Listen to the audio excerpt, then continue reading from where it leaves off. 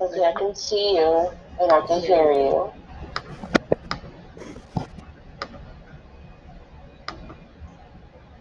Okay. So I'm gonna hang up on the phone. Girl, I cannot see you. Can you hear me? I can hear you. I can hear you. I cannot see you. Your screen is not. I cannot see you. And it was just working. So Dan and I, we were just talking. And it was showing you. It was showing your face. Oh yeah. Yes. I even have a picture of it. You guys, we're working on this. We're trying to figure out how to show And you still have it on the same thing? her face. What the heck? Check to see if she has another one of the things open. Like another call open on it? Like another thing open? Tab, something? Okay. It's just black. I can hear Okay, you, hold on. but it's just black. Okay. Yeah, so she was right. She was right there. Safety live. Okay, there we go. There you go, right? What? I see you. Oh my god, I see you. Jesus, you scared me. We saw her for a second. No, I see her. Oh, It's just like I see you. Awesome. I'm waiting for the. Okay. There you go. Okay. Oh my god. All right. Thank you, Jesus. Oh, okay. All right. Think. Okay. There's All your right. coffee. You're good. All right. Okay. So I have to watch this because the stream is so delayed that it's hard to watch. Okay. So let me see here. Let me go to my channel on my phone because that's where I can see everything. Look here. Videos. I guess that's it. Okay, I'm laying down. Okay.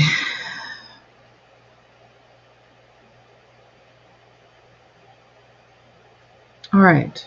Okay. We're good. So, can everybody hear us? I want to make sure everybody can hear us.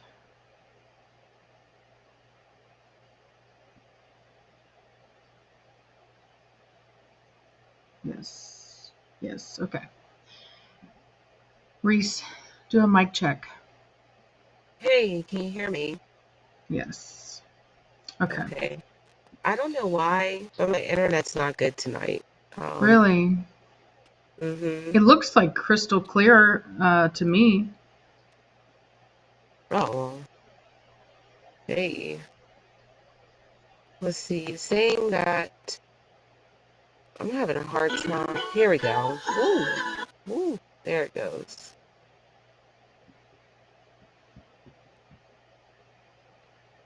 You do sound fuzzy. There's like a static right now with your headphones. Okay, is that better? Static. Yeah, it's like every time you talk, it's like there's a little bit of static.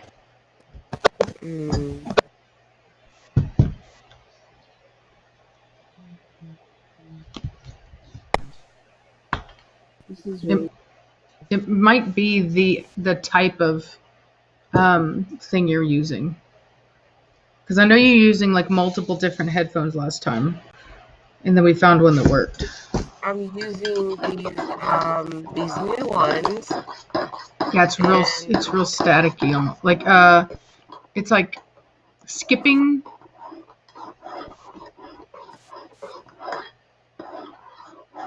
I guess they're saying you're lagging maybe? Are you hardwired in? I tried and it didn't really do much for me. I think my internet's not good tonight. Okay. Okay.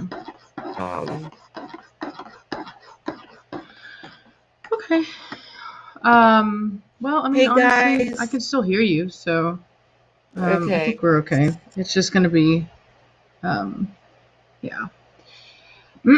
So, okay. So, Is it still very staticky yeah. when I talk?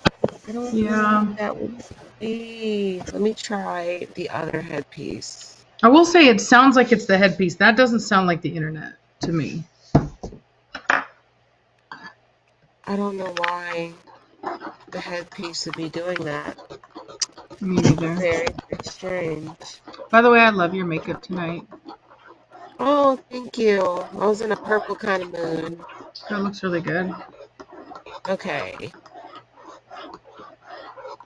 Well, I will try another headpiece. I thought I had this figured out. I feel like I'm being Obviously. blinded over here. Savannah.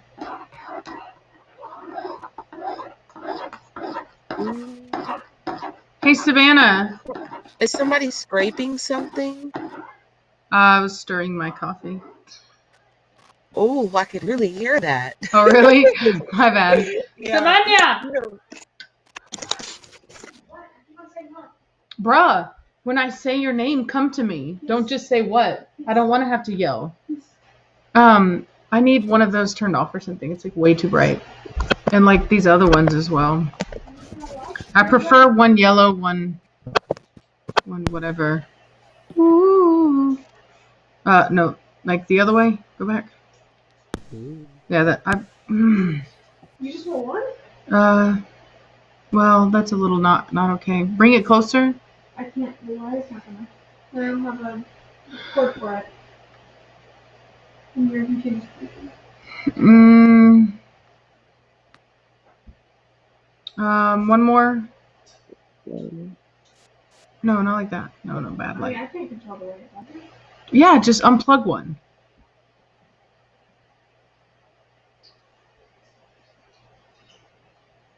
Yeah.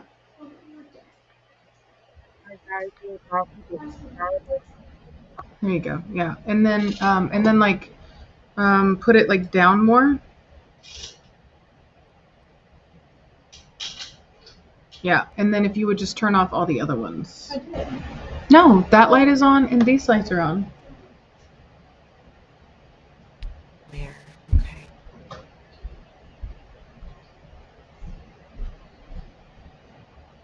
Thank you very much. I appreciate it.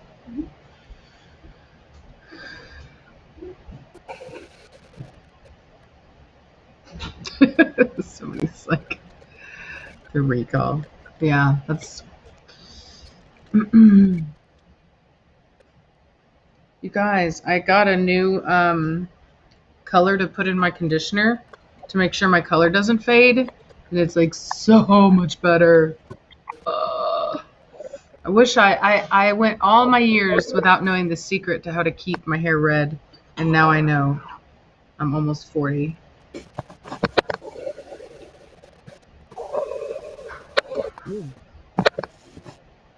What you up to?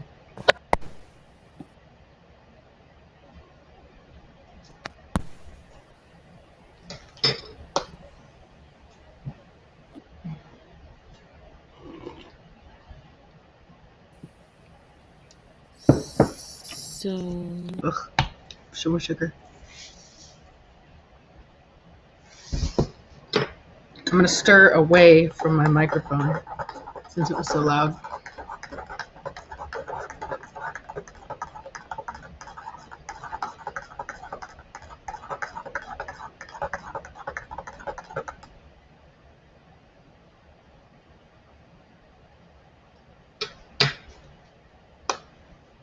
My bad.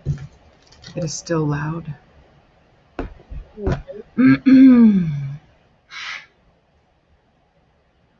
Sound check. Can you hear me?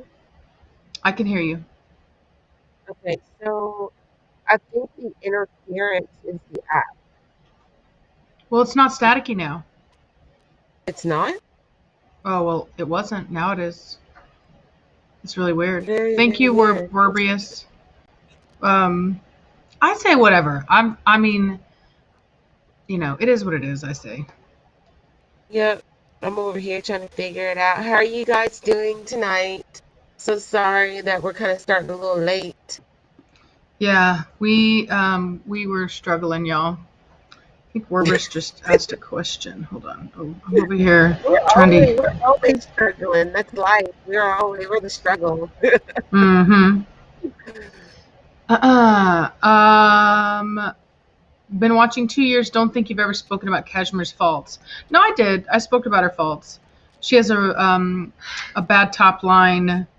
Her croup I don't think was bad. It was mostly just her top line.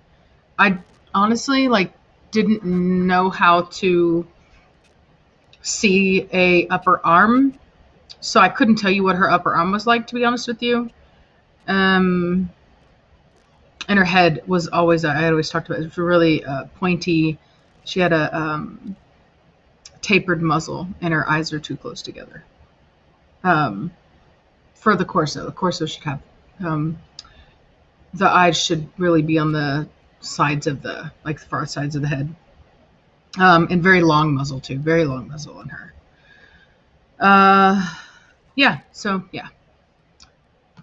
Okay, see, the struggle is real. It's always real, especially on my end. Yeah, seriously. I'm always running on that black time. Girl, it's Italy. It's Italian time. That's what it is. We run on Italian time. You know, I'm part European. Ooh. So Where are we gonna get started tonight? Just tell me. Yeah. So, I mean, do you want to grace us with the good news? Melina's pregnant and I'm a winner. That's the big news. Tell them how many we think. Yeah. Tell them how many we think. Yeah, we're thinking probably 5 puppies minimum, probably, maybe 6. And the vet said that they're very big. He thought that she was like 10 days over what she was. And I was like, nope. So, yeah. Yep. So we're expecting some monsters. Oh, yeah. Definitely. And, let's say about it. Oh, yeah. So, deposits are full. I don't have anything else open unless she has more than expected. So, guys, I'm so happy. It was nerve wracking today. Brent was at the vet. I had to get off the phone. I missed it, of course, because I Yeah. missed it. And but anyway, yeah, super excited. Yep. Yeah, very, very exciting news. I'm really happy about it. I'm really excited, actually, really excited, because I have always loved Melina, and I especially love her father, and I've just always been really excited about getting a puppy off of her. So this is just really going to be very cool. So she is a very special dog, and she is very important for our breeding program, and we really want to be able to utilize her in our program because she's so much closer to what we are trying to achieve anyway, that it's just we've been really wanting to utilize her, and unfortunately things have gotten in the way, and it's been a struggle, and now we're finally here, and it's just it's a win for sure. It's a win. Oh yeah, oh yeah. So definitely excited that the hound is Prego. That's very exciting. I think I'm gonna change the headpiece. Just ignore me tonight. Y'all have to ignore me tonight. I haven't had my coffee. My internet's lagging. These expensive earbuds are not working. People said I sound muffled. You do, but I didn't want to harass you about it because I figured if that's all that can happen, then preacher, I don't know why you're bothering me. I love you, but bruh, can't help you right now. No, I have another headset. You know me, girl. I got another Right? headset. If I was the one struggling, girl, that would literally, no, you're not going to hit me. Go. No. I love you, but go lay down. So you guys, I purchased these Galaxy earbuds, the live version, and I love them, but this live stream tonight, they're not doing very well. So I'm gonna try to switch over to just a regular schmegular set. What are you wearing? Thank you, Javon. Girl, I couldn't even tell you. Whatever headphones Savannah just dragged out of some drawer, girl. Oh my Um, God. See, you're lucky. I gotta struggle. Girl, the Lord, You're the Lord knows, girl, that I don't have headphones. I don't have no use for them. So the fact that I even have any at all is a miracle. Thank you, Javon. Absolutely. I also have good news for you guys.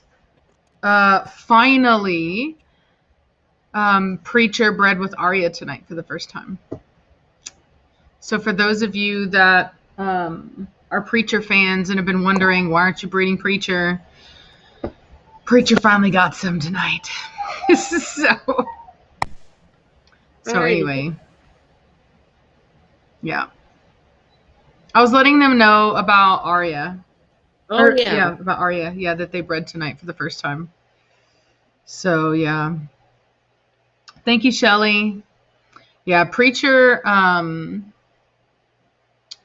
like let us know. He was barking. He was like, she's ready. She's ready. I was like, okay, whatever. Because it was actually pretty quick. She went into heat, and I mean, boom, she's ready. You know. So anyway, normally we do like progesterone testing to make sure that we're on the right days and this and that.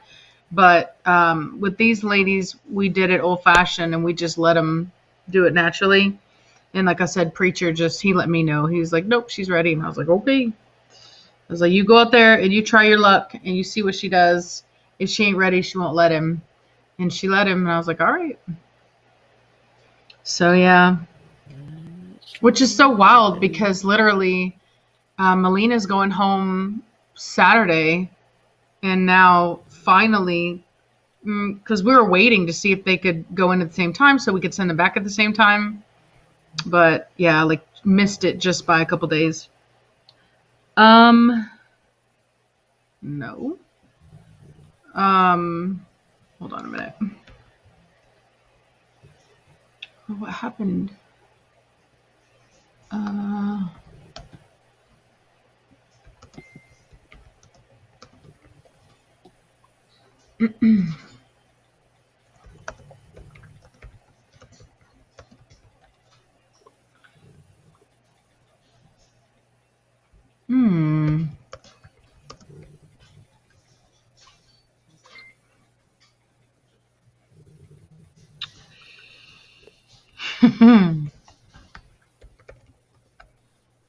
Okay. So on Reese's end, for some reason, it looks like their live stream ended, even though it didn't end. So. Is she on the computer? All right. So somebody. MCD57. Hi, R&R. Hope you're doing well. Any reasons you both choose Batista as opposed to any of the other males? Also love both of your hair. Thank you. So the reason why we chose Batista was actually for the genetics. There is basically, thank you, Janice. There is basically more potential out of a Preacher and Melina breeding versus any other dogs right now, especially to produce a really top-notch litter.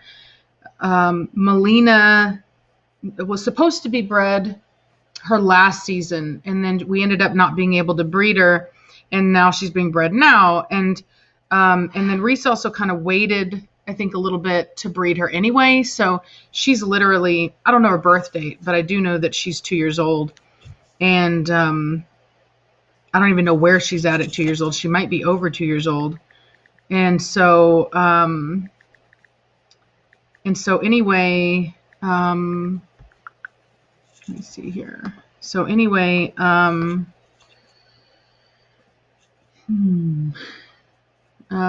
me see.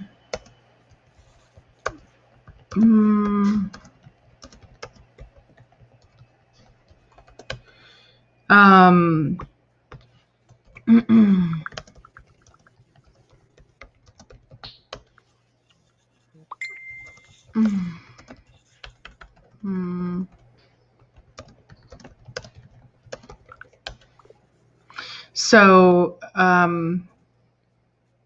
so anyway, let me see here.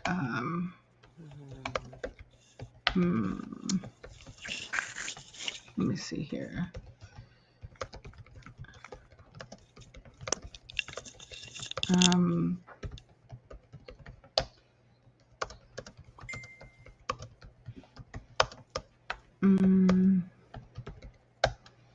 Okay.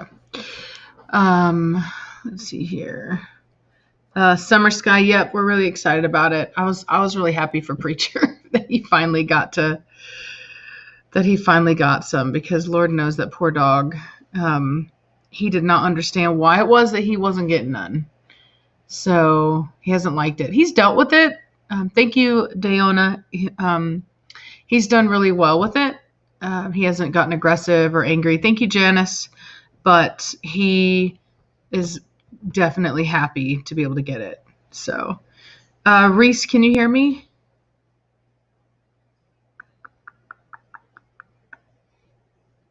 Oh, it sucks. You know what I'm going to do? I'm going to call her.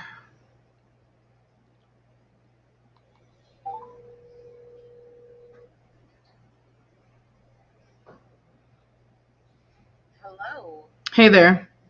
So I figured that maybe since you can't see or hear, I can see you and hear you. So maybe it would be better if you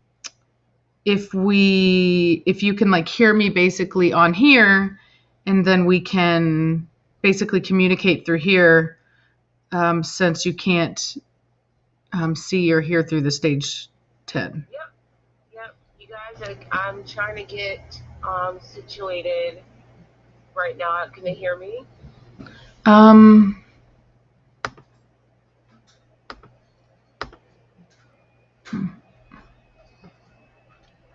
Are you using your microphone? Are you using your headphones? Yes. Okay. Yeah, everyone's saying they can hear you.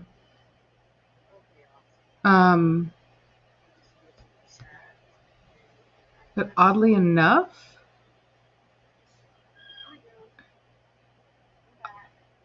I cannot hear you. What's up with that? Oh my gosh, y'all. This is so wild. But why though? Why would it? Because it's not connected. I'm on my phone. It's not connected to my headphones. Very odd situation. Okay. Well, you know what? I guess it really doesn't matter because I can hear you.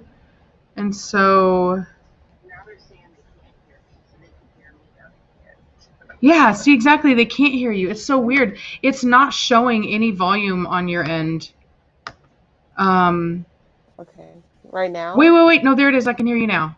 You can hear me now. Yes. What did you do? Okay, so I muted myself on the computer. Oh my God, Reese. You did not. You did not mute yourself. Girl. Oh my God. Woo, okay. Okay, girl. All right, I'm hanging up now. We're good. Y'all need to leave me alone tonight. I'm feeling like a winner. Girl. Okay. So we can hear you now, but can you, like, is anything else different now? Like, can you see it now? Is there, you still can't see? Well, I mean, we're still like frozen on my end. I think it's my internet. My internet's usually like good. And tonight we just ain't, honey, she ain't shown up. my Okay. internet. Okay. So you still need to talk to me through the phone then to be able to hear me, right? Yes, but Okay. I Okay. think that Okay. everybody can hear me through the computer. Yeah. No, that's perfectly fine. Okay. So we'll do that. Oh, Oh, pray baby for Jesus. Jesus, pray for me. You're Oh good, girl. boy, pray for me. You We are ain't got good. done to nothing tonight. Oh my gosh, I'm always the difficult one. I'm still a winner though. I'm a winner. Don't care. I got a litter coming, y'all. Like, you know what I mean? Girl, look, we are making this happen. We are not giving up, okay? So this is happening one way or the other. All right, we're gonna do this. We're gonna Okay. MacGyver this together. Yes, we're gonna MacGyver it together. Okay. Okay, so I So can hear you. somebody's Well, okay. I was asking you, how old exactly is Melina right now? She's 3. She's 3? 3. Okay, okay, Mm-hmm. okay. So I was wrong. So she's a little bit Mm-hmm. older, y'all, than I thought, which is why we're trying to get this done. Why it was so important. Oh Um, yeah, yeah. Yeah, okay. she had to have been bred. I mean, it just had to happen this time. So I'm lagging tonight because my internet, she did not show up tonight. So, we just gonna have to go with it, you know. Okay. Thank you, So I did Juanita. not, oh yeah, thank you so much. Bigger Blondie or Melina? Who's bigger? I don't know. Girl, Melina. Well, Melina is the size of the boys. Yeah, she's the size of the boys. Juanita, I did a video today showing her near Batista so that you guys could get a good idea of how big she is. And I Yep. also want to say a big shout out, thank you to all the moderators that are here. I'm seeing all of you new guys that I made moderators in the Velocity stream, and I just want to say a big thank you to everybody for showing up and for helping us take care of business. So you guys are awesome. Yep, absolutely. We wouldn't be able to do this without you guys. Yeah. So, oh yeah. Yes, So, Valak is being a so drama queen. Sorry, guys. someone asked why would I wait? I did not want to wait on Melina. We had some technical difficulties. But Yeah, yeah, now yeah. we're here. I don't even want to go into it. If you've been watching my channel, you would know why Melina was just bred. Yeah. So it's not something I wanted to wait on. It's something that I technically could not do. And I Yeah. still got her bred, honey, even through Rona. Yep. Even through So the I'm a Rona. so I'm a Yep. winner. Yep. Um It I was a had group effort. It took a village, but we got it done. it's taken a village to get her home. Like Yeah. I don't think like I would have done an AI, you guys, but like I spoke about on my video today, there's no guarantee on overnight shipping right now, not even 1 day shipping, 2 day Thank you, shipping. Erica. So, um, chilled semen is a very time sensitive thing. And so if it shows up late, you lose semen count, drastically lose it. And it's Mm-hmm. no good, or maybe even your female could come out of her ovulation during that period that the semen is late. And so Mm-hmm. it's a very time sensitive type of delicate thing. And so we really needed this pregnancy with everything going on in the world. The only safe bet was to transport her to Rachel. Exactly. I couldn't have bought Batista over here. He's a big male. He doesn't really know me, and I have a very dominant male over here. Mm-hmm. And I don't have the same sort of setup like Sensitempo does to handle that type of thing. Yeah. So that's why my females went to Sensitempo instead. Mm-hmm. Mm-hmm. Mm, Yeah. Yeah. They and especially Batista, he's a weird one, unfortunately. He is just a dog that there isn't any guarantee. Oh my God, sorry. There there isn't any guarantees with him on on collection. Like, unless the female's there and we're ready to go. I tried to collect him. It did not work. So for me, I felt safer about doing it as a live breeding. Oh yeah, I mean Batista, we always laugh about it. He gives you what you need and nothing more, and he likes his Exactly. women to be there. Yeah. And collecting off of him is he literally just won't let the babies flow out. He keeps them Mm-mm. locked away. I don't even know how else to even say that. Yeah. He is. Um, Whereas most males will, like, if they can hit it, they're gonna hit it. You know what I mean? mhm. Batista is like, no, no, no, honey, you can't have it until it's just right. And Yeah, yeah, you only get what you need. and yeah, and you only get exactly what you need and nothing more. And so yeah, it's like annoying because y'all would not believe the phone call of me freaking out, thinking that I trying to get Batista to cooperate, and I'm like, Reese, my arm is getting tired. It's Oh like not gosh, I working, know. y'all. Oh It yeah, was not working, y'all. I said, girl, I wish I could give you a hand. It would have been a team effort, and I don't think Mm-hmm. we wouldn't have Mm-mm. gotten anything done. He's Mm-mm. like the worst. He's the worst. Batista Magic Mike. Yeah, it was bad because, like, in order to like, most breeders are able to do manual collection on their dogs because when you do AI, that's what happens. You know what I mean? You do what you got to do to get it out, and Yeah, then what do you you think those ship it vets are in off. there doing? Those That's vets, what the vet does. they put in And some arm work.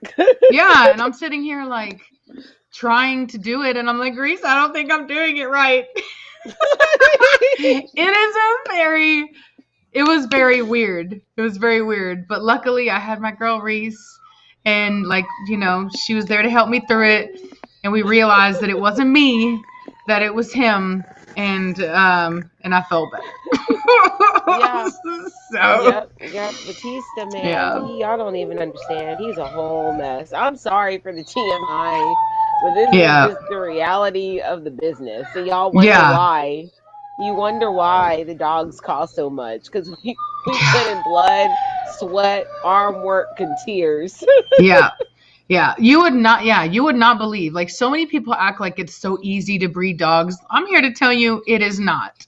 Okay? I have had multiple failed breedings because either we hit the wrong day, or we just missed it completely. It is just not that easy. It's not a guarantee. It sucks because we don't want to miss it any more than anybody else does. And the No. only way to not miss it, if for whatever reason that male is just not having it, or the female, or whatever, is you gotta get that out. You gotta get that nectar, and you gotta get it where it's gotta go.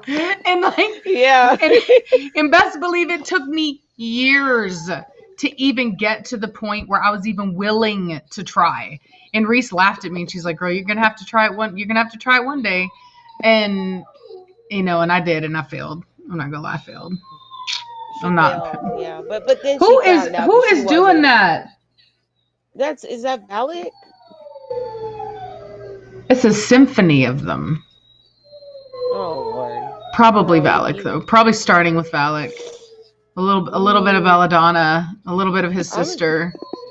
Got some I'm a sopranos, a little bit of altos in there.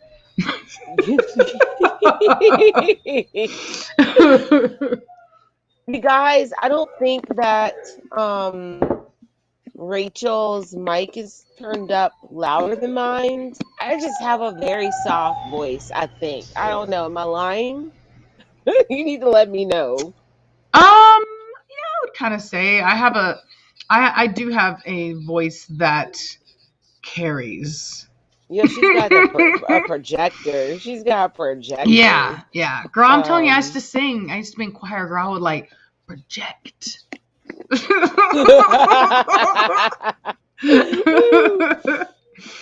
Yeah. okay, So, so okay, all right, let's yeah. go.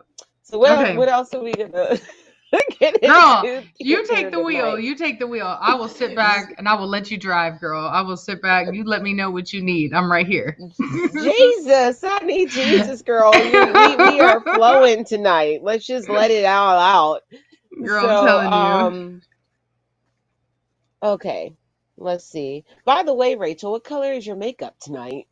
Oh, I know, right? Oh, thank you. I really appreciate it. So glad you noticed.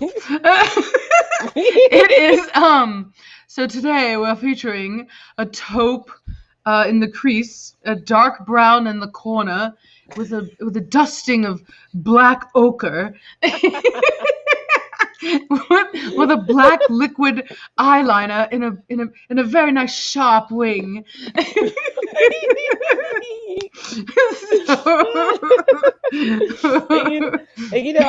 I went completely purple. I don't even know what I did. I Bro, don't I even know love what it. I'd be up in there Honestly, like doing. seriously love it. It's a really good look on you. I would not just say that. Like I really do like it a lot. You notice my lipstick is purple tonight. Girl, I do. That's what I'm saying. The whole look. It's a look. Okay. I Like went put that. You need to take a picture. You need to have that ready for when a day you're looking for something. Be like, oh, here's a look. Bam. There it is. That's what you gotta do. Here's a whole look. Here's a Here whole she look. is. Checkbox. Yes, ma'am. You guys, if y'all haven't been on my channel, y'all are seriously missing out. Y'all are missing out if you haven't been on my channel. You have to subscribe to my channel. I have a lot of great things coming up. Especially like I'm telling you, I'm really feeling myself tonight because not only do I have Melina about to have babies, about to give down, but Aria done bred. Finally. Yep. My son is doing fine. He is great. Jade wiped him out, girl. She wiped him out today while he was on the bike. Oh my God. She took him, she just wiped him out. He's riding his bike and just getting wiped out. He's doing good. He's a tough kid. He's a real tough kid. Mm-hmm. And my daughter, her head is as hard as a brick. Oh my God, so girl. If it would have been her, she would have just got back up and just kept going. She's a tough cookie too. Mm-hmm. Mm-hmm. So Jace felt like a sack of rocks. You guys, the kid is 70 pounds in the first grade, and he's almost as tall as I am. Girl, he's grown so much since I've seen him. I know, girl. How long has it been since I was there? I'm just like, I guess he's going to be a whole athlete or something. He needs to do something. He's a big kid. You know what? That's right, because I didn't see you when we went to Europe. We met at the airport, right? So I didn't get to see him. So I haven't seen him and since I picked up Aria. Yeah, girl, he's I would be shocked. I'm gonna look at him and be like, "Oh my God, he's a whole new man." Yeah, I can wear his shoes. He's like, "Mom, why you have my shoes on?" He's like, "Oh my God, 6 going on 13," and I don't know what to do. Wow, that's awesome. Rachel hears him. She hears both of my kids during the day. Oh yeah, I hear it. Yeah, I hear it. My chickens are no longer freeloaders. I got 3 eggs a day I'm getting right now. So we still have some hens that's trying to not lay, but they ain't freeloaders no more. They're earning their $600+ I put into their coop. So, girl, I still have some chickens that I think are not laying. I mean, because I usually get, at the very most, I think I've gotten 6 eggs in a day, and I have 9 hens in that are like should be laying, like that are in that coop that should be laying, and so I don't know, girl. Yeah. But you know what though? I've got enough eggs to where I'm like giving my dad eggs, so we're good. Oh wow, yeah, that is good. Thank you, Juanita. Oh, thank you, girl. Rachel moves closer. Are you guys not worried about local customers and being competition with one another? You can answer that. So, I don't think that Reese and I would ever be in competition because we work together. So, and there's the whole world, the whole U.S. Like people, a lot of people that buy my dogs, for example, are not local to where I live right now.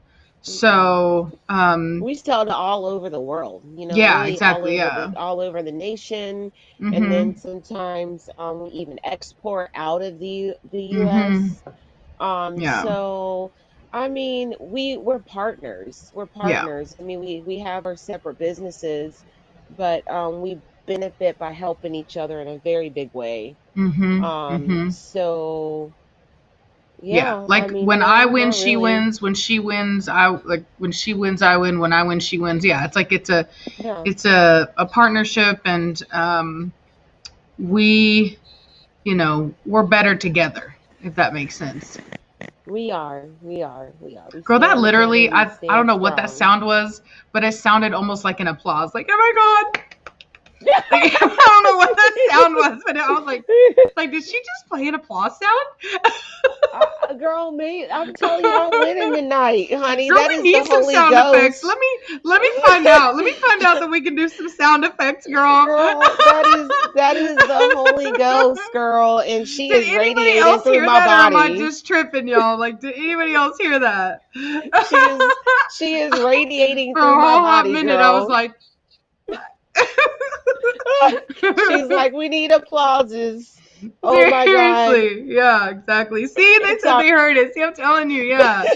I was like, what? Okay, Jesus, thank you. yeah, maybe we need to get some sound effects, but Girl, I'm telling you, we need obviously that. We need that fake sitcom laugh. You know what I'm saying? Everybody laughing in the empty room, and we need that the children's yay that girl, all we need to do is get my one. daughter up in here and they think they've heard it all and they haven't. Mm. She will be all of that. She's a special effect. Um Yeah.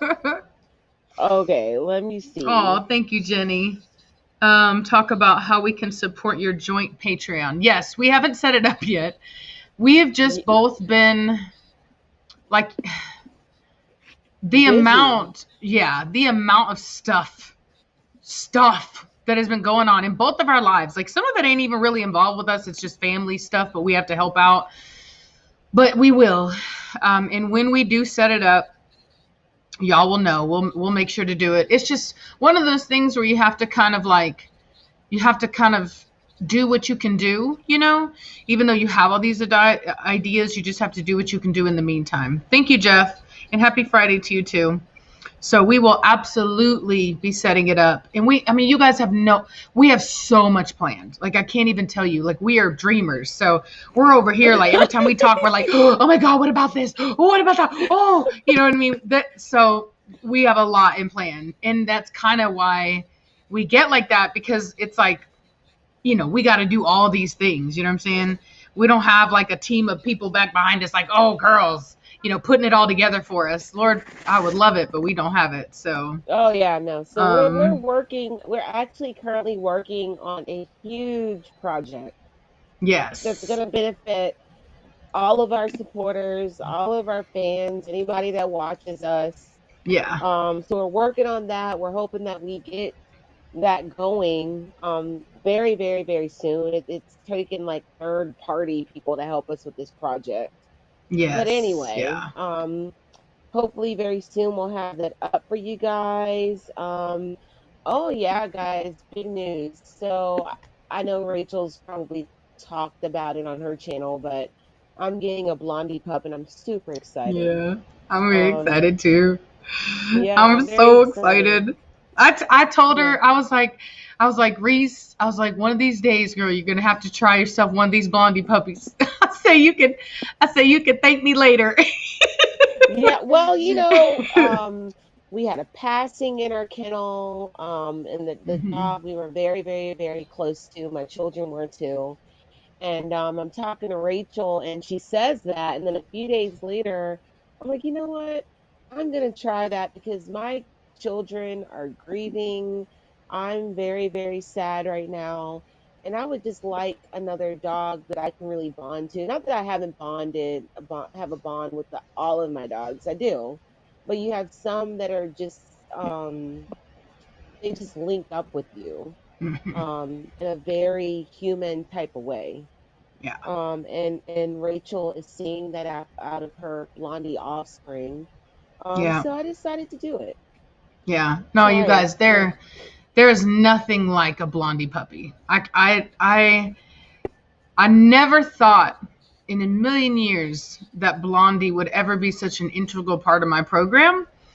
But she has, and I love her offspring. I love Nirvana. I love Koa. Such wonderful temperaments, and I've heard the same thing from everybody that has Blondie puppies.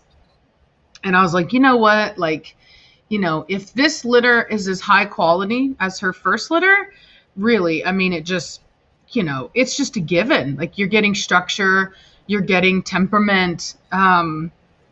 They are very special dogs. So I Hmm. just hope, I'm crossing my fingers and crossing my toes. I'm just like, please, Jesus, let me put a really high quality dog with Reese. Oh Let God, it yeah. have all. Let it have the whole package, please. And So, I really appreciate it, girl, because my family, we really need it. Rachel knows how hard it's been over here with that loss, and I've had to kind of reroute my plans as a breeder of what I'm going to do, because I had a whole plan worked out with what I had and what I was doing, and then hmm I had a very important dog pass away, and it really changed the course of what I'm doing. So anyway, I don't know. I don't really have my eye on a certain puppy right now. I know that's been asked a lot because they're so young, they're babies, yeah, and it takes them about at least 4 weeks of age to really start looking at them and knowing prospectively which ones are going to work out and which ones may not. And then we really don't know until like 8 weeks. So yeah, it's a slow process. I want the best dog. I don't care about color. Usually I wouldn't care about gender, but I do need a female. yeah. Because I'm keeping a male off of Melina and Batista, and then I was going to import a male dog, but it's been really crazy with the airlines and getting the dogs in, and with this COVID and everything, and so I wasn't able to import the male in that I wanted to. So I changed my reservation to a female, an older female. Yeah. So I'm actually waiting for that breeder to show me I some didn't know older you switched it females, to an older prospective female. That's females. awesome. Yeah, Wow. yeah, Did he yeah. tell you anything about like any ideas of anything coming up? Well, he said he had a lot of prospective females. Okay, okay. This breeder specifically, and Rachel knows him very well. Yeah. He likes to have one successful litter off of a female, a very young female, before he sells. Just to, I think, a way to ensure that she is able to produce. hmm So anyway, I'm just waiting on that. He has a lot of females coming up that are coming to age. And so we will see. I'm so excited. That's really I cool. think, I yeah, didn't know yeah, that. That's really cool. yep. So You we know have who a you lot you need to coming ask him up. about. Don't remind me when we end this because I don't want to say nothing because I don't want somebody to be like, "Hey, what about this?" But Mhm. remind me to tell you to ask about the litter that Christina told me to ask about that he kept everything off of. Okay. Yeah. I think I know which litter you're talking about. Okay. Yeah. They're like nothing. Like remember, Okay. I asked. I was like, I wanted something, and he's like, nothing's available. It's like ah. Oh yeah, no, I know it's just So so yeah. yeah. I guess Christina's a little bothered by it because maybe she was expecting something, right? Yeah, that's what I'm saying. Yeah, it was like one of those like good, and nobody got nothing. Oh yeah, And this man, yeah, he is a character. He is really a character. But he's like a yes, person yeah, that you just can't get mad at because that's just who he is. And yeah, so, and he's a yeah. really good guy, like really good He guy. is. Yeah, He is, yeah, but yeah, he's got his little ways, and we just kind of nag him and work around it and whatever. But at the end of the day, he's not going to give us anything but phenomenal quality. yeah, yeah. So super, super excited. We have a lot planned. I have a lot coming into my kennel specifically before the end of the year, basically. Yeah. So very excited about that. Yeah, Yeah. no questions about pricing. If you want to know about pricing and you're serious about purchasing a puppy, or you want to know more about our program, please submit all your questions and your applications through our websites, please. Yes. Oh, Okay. also, so Google, leave me alone. Sorry, Google's over here like, hey, pay attention to me. So also have news on the. I've had so many people asking me about the breeding, the female that I'm bringing over, and so um, I've already paid for the female, completely paid for, and just waiting. There's still kind of like a pandemic going on over there. Well, it's everywhere, obviously, but anyway, but that's kind of what we're waiting on. And so just wanted to, kind of give you guys, like a heads up on that. Like And I I'm gonna said, a be lot of very people have been nice about asking. this, but don't ask her for any of those puppies. Yeah, yeah, yeah. Like, and so the thing is, like, so I didn't want to say anything until I knew for sure. And there's still a possibility that it may not work. But I mean, I'm sure a lot of a lot of people, in fact, the guy that I bought this female from, there was he brought a female over. And so oftentimes what people will do, because it's so hard to breed to foreign studs, because it's hard enough, like what we were talking about, just using chilled semen, or I shouldn't have said that word because holy moly, hopefully we don't get demonetized, but We talked about it it's earlier. yeah, Let's call it. What can we call it? The nectar. Okay. the Go ahead. nectar, yeah. So it's hard enough using like chilled nectar, but whenever you use a foreign stud, it's frozen, so it's even harder, and it's super super expensive, and you might get maybe 2 or 3 puppies, right? Like it's not, it is just it's not really even like the best idea. You know what I mean? You have to like really, really, really, really, really just want a puppy from it. And so what was offered to me was that I could basically have her bred while she's there.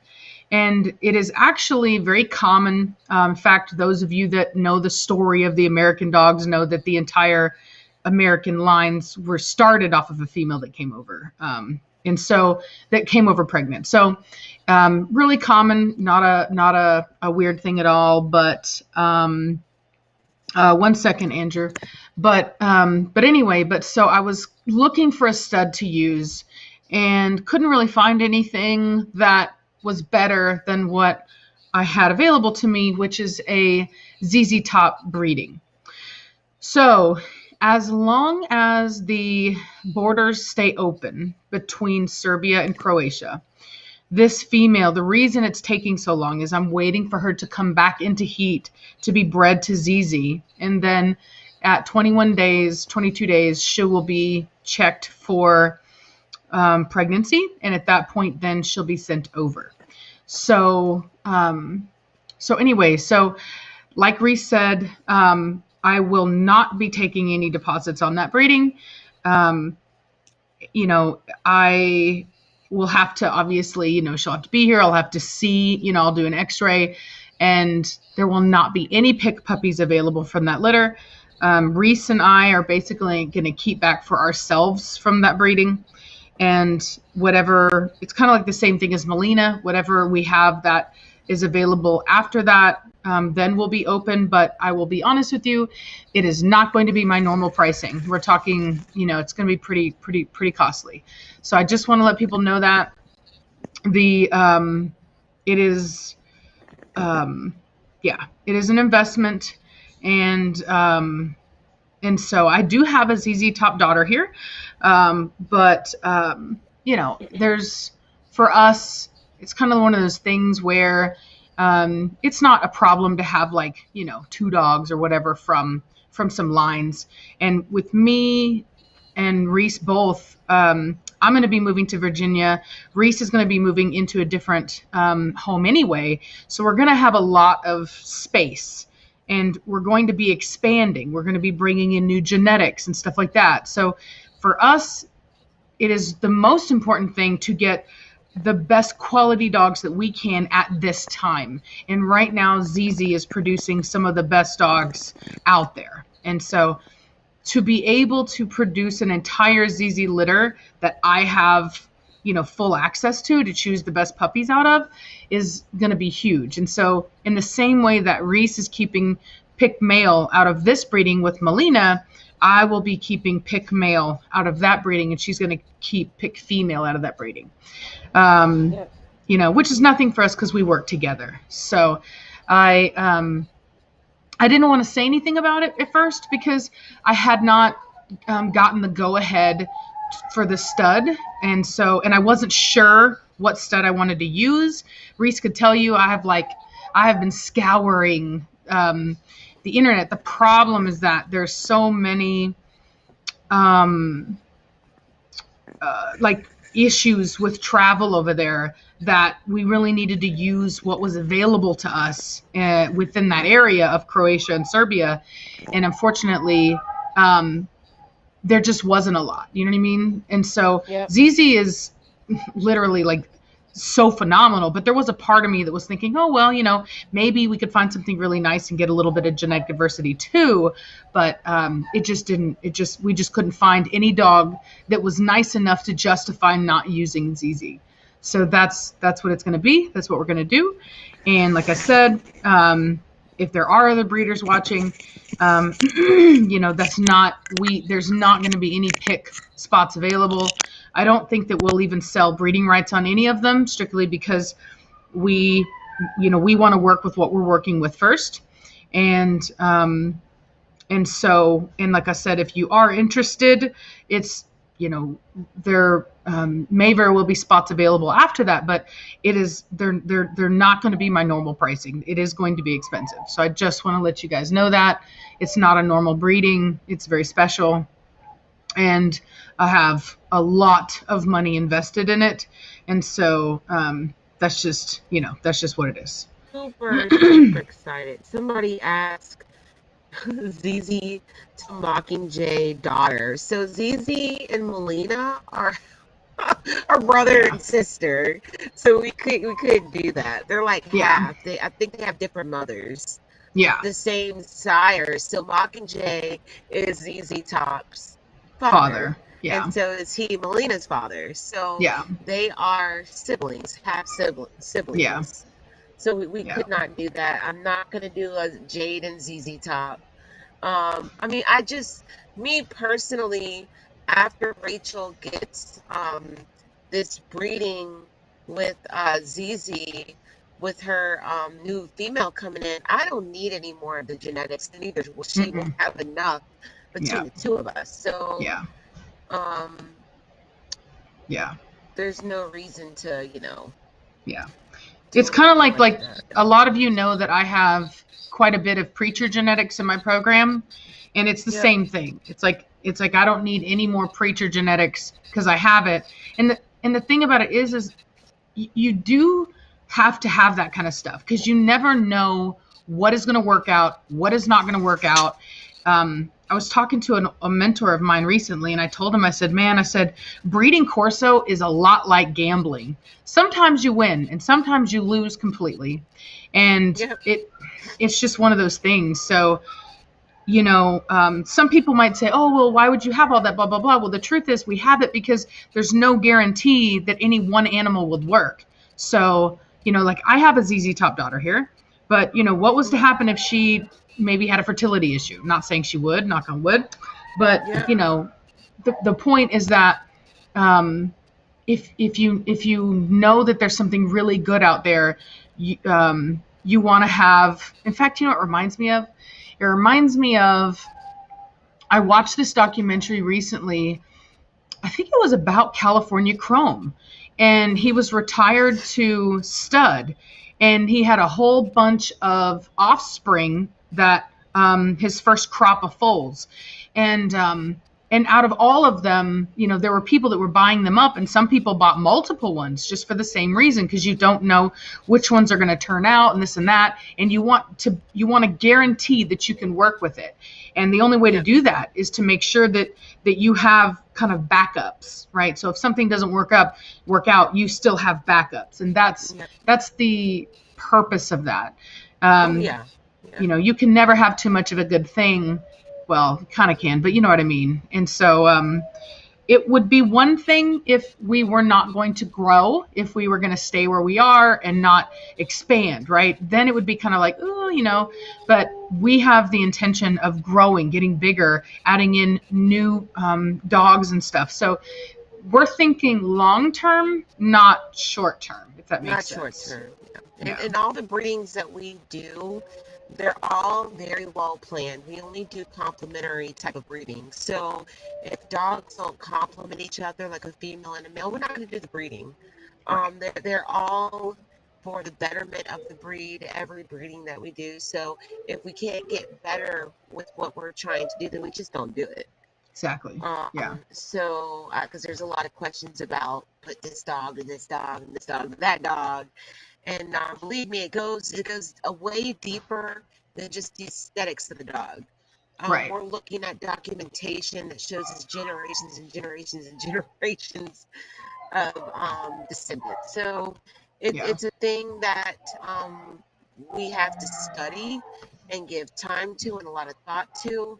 And these pairings just are not on the whim. We really take time to look at what we're doing, because we're looking at not only just the aesthetics of the dog, but the health of the dog, the temperament of the dog. It's a whole lot that goes into it. Okay, so I wanted to answer this question because it was a paid question. Hi, Rachel. I know you don't talk about other breeders, but I was wondering if you knew Milan from Red Gladiator. No, I do not know Milan. We know the trainer Milan that's in Europe. But I don't know, is Milan in the States, or is he European? Remember Milan, the trainer that Custodinos uses. Hey, you better cut it out. Y'all need to chill out in there. Sorry, my dogs Rachel? do not like being put away. What's up? You hear me? I did not hear that. But okay, so there's a trainer, and you know this man, and his name is Milan. Yeah. And okay, so you know that in Europe. Milan. Yeah. In Europe. European Milan. Yeah. Okay, yeah, he's in Australia. No, we don't know him. Yeah. No, we don't know him then. Yeah. Yeah, we don't know an Australian Milan. We know.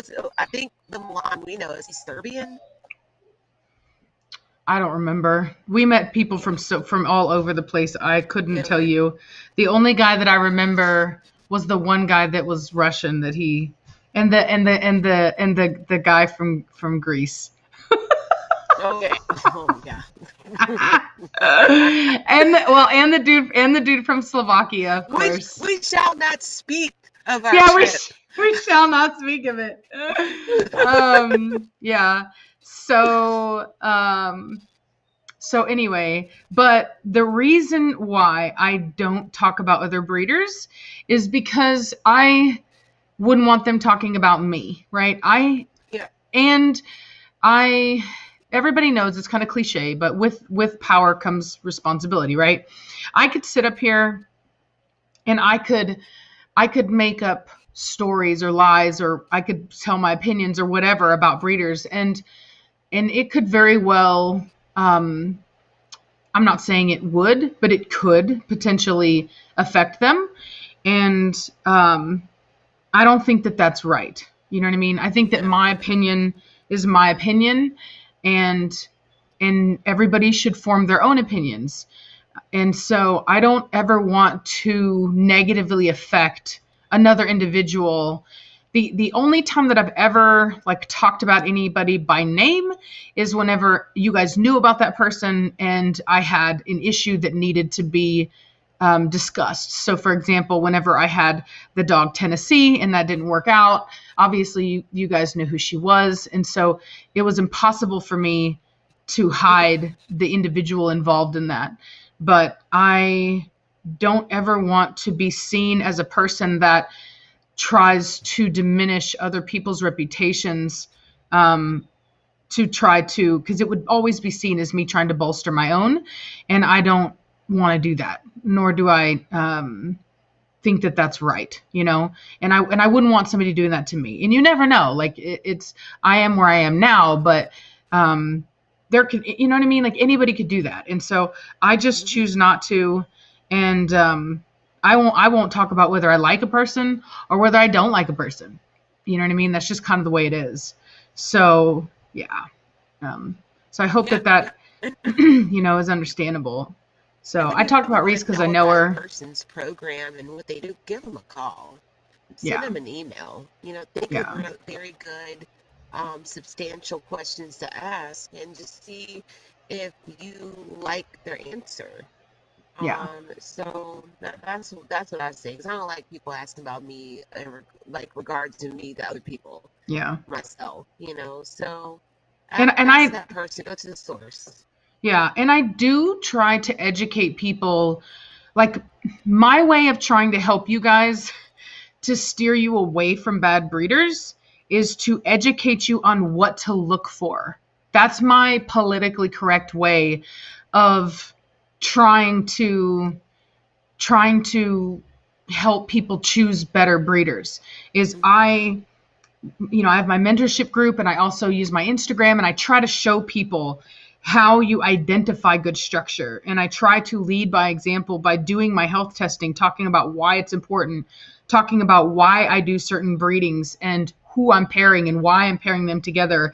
I try to set a good example so that maybe I may not have a puppy for you. Maybe I'm too expensive, or maybe I'm too far away, or whatever it is, but at least you have an idea of what to look for. And hopefully, if you've looked at my posts about structure, and if you've heard me talk about it, you will know when you look at dogs what to look for. You know what I mean? And you'll know, like, oh, okay, this top line's no good, or this dog has no rear angulation, and that could mean that this dog is going to have potential knee issues, or it could have joint issues as far as, or ligament, I would say, like ACL tears. So that's my way of trying to help you to get a good dog, right? And temperament too. I tell people all the time, you know, temperament is so important. So that's me letting you know, do whatever you can to verify the temperament is good. And hopefully, if you listen to that stuff and if you try to put it into action, you will get a good dog. You know what I mean? Yeah. And you'll avoid people that don't have good dogs, because you will be able to weed them out, because they're not going to let you see their dogs, right? They're going to tell you, oh, the dog's blah, blah, blah. Or when you ask them, okay, why are you doing this breeding? They're not going to be able to tell you why. Well, so-and-so is big, so-and-so is big, or so-and-so's bloodline is this, so-and-so's bloodline is this. But they couldn't tell you how those individual dogs complement each other, because just because two dogs have good bloodlines doesn't mean they're going to make good puppies together if they can't complement one another. Oh, absolutely. Yeah. So that's my way of trying to help without stepping on anybody's toes directly. Oh yeah, absolutely. You know, buying a dog, investing in a purebred dog, or any animal, it's similar to buying a car. You know, you want to do the research, you want to ask the right questions. You might even want to give it a test drive by going out and seeing the dogs for yourself. Mm-hmm. So it does take some work and diligence on your side. So, you know, we do try to educate people the best that we can, and that's all we can do. Yeah. So, okay. Let's see. That's the only fair thing to do. You know what I mean? Mm-hmm. The only fair, yeah. I'm telling you, my internet is utterly disappointing. Girl, your audio is like perfection right now. You said perfection. Girl, right now it is. It is. I hear you so clear. So Oh, precise. oh Yeah. wow. Okay, I don't know how, but she showed up. Yeah, somebody's like, now you Finally. sound loud. I wouldn't Yeah, say loud, finally. but I would say I hear you clearly. Quite Okay. clearly. So let's see, you guys. I'm looking at the questions. I'm just trying to keep up with my phone, my cellular phone. 30s Club shout out for those who watched their last live stream together. What? Absolutely. Oh, something on my phone. Yes, my dogs are definitely still on Farmina, y'all. In Oh fact, the yeah. back of my truck is full of 18 bags of Farmina dog food that I have yet to unload. Yeah, Yes, mine are eating Farmina as well. So we're both yeah, feeding the Farmina. yeah. I do not have a PO box set up yet. I don't know. Maybe I don't give myself enough credit, but I was like, why I set up a PO box? I don't think anybody's gonna want to send me anything. But if y'all Of course want they me, will. if y'all want to start sending me stuff, I will do it. I will go to the post office and set one up. You Yeah, just gotta let me know how many of y'all. yeah. Somebody asked if the female puppy at a belladonna is hyper, will I still use her? Yes, I will. And the reason for that, I mean, first of all, I don't think she'll be that hyper because I've produced a pretty hyper dog already, and it was pretty evident from a much younger age than she is currently. Having said that, her structure is really good, and a dog is more than their head. It's a head type that is not hyper is more dominant than a hyper head type. Mm-hmm. So I'm not worried about it because it's so like a head is by far the easiest thing to fix in a dog. It's Yep. uh, Oh, you honey, know Blondie is proof of that. yes, I exactly, mean, yes, her yeah, and Achilles, they yeah, did the thing. yeah, That is for yeah, sure. yeah, Beautiful heads on that litter. Beautiful yeah, heads. yeah. And so like He's not perfect either. They just complimented. hmm yeah, and I could put her to like Valak, who has a more modern type head. He has um, a beautiful head, but it is a more modern head. So his muzzle's longer, tapered, and so I could take him and put him to this female I have, and get a wonderful litter because both of their structures really great, and their heads complement each other much the same as the Blondie Achilles breeding. So Mm-hmm. I I there's an interview that was done with Mariano De Chico, which is the breeder behind De La Porta de Pinta.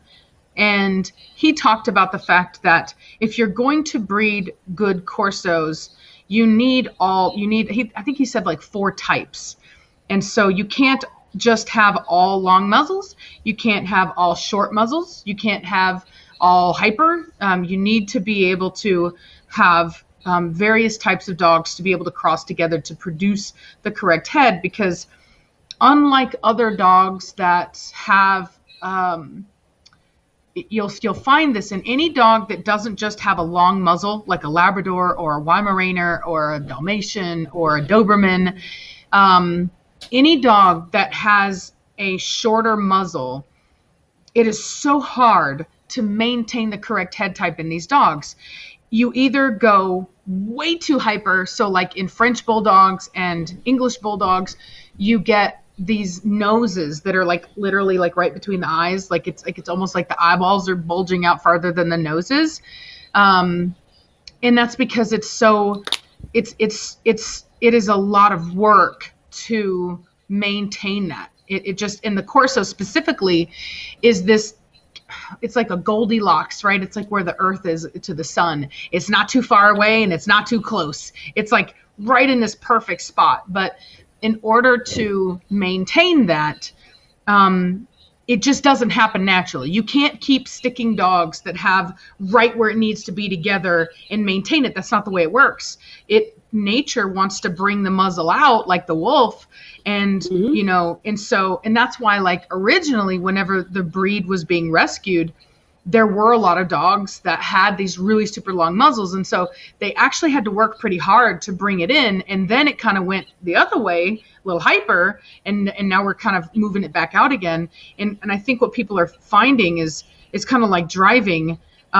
Even though you get yourself in the middle of the lane, it's always going to want to drift. It's always going to want to drift from one side to the other. And you're constantly giving corrections to the wheel to keep yourself in the center. And that's what it's like breeding a dog that has a muzzle like the Corso. It is work. And so having a dog like her doesn't bother me at all.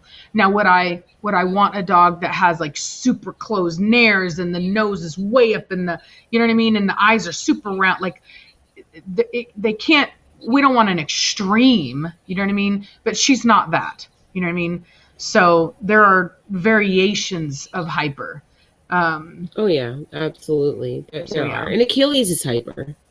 Mm-hmm. He's hyper, and him and Blondie, where Blondie is pretty, you know, she's far out. You know, they balance each other out fine. So that's a very, very good example of what she's talking about. Yeah. And I don't think he ever produced a hyper dog, even with Katana. No, he's he not didn't. once produced hyper. No, he's never produced. Well, I would say he did a mild version of hyper. I think Atari was actually a little hyper. Oh, you're right. I forgot. Atari's muzzle was a little. Yeah, it wasn't. Yeah, it was. But it was only the muzzle, though. Yeah, so that's why it was kind of hard for me, because her eyes were not super round. Her head was not super round.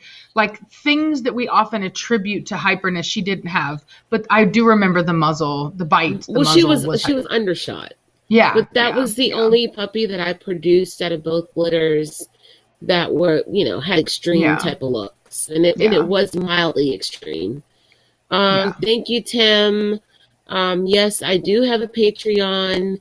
Morgan, if you could find that link and just link it on there so Tim can see the Patreon. Thank you very much.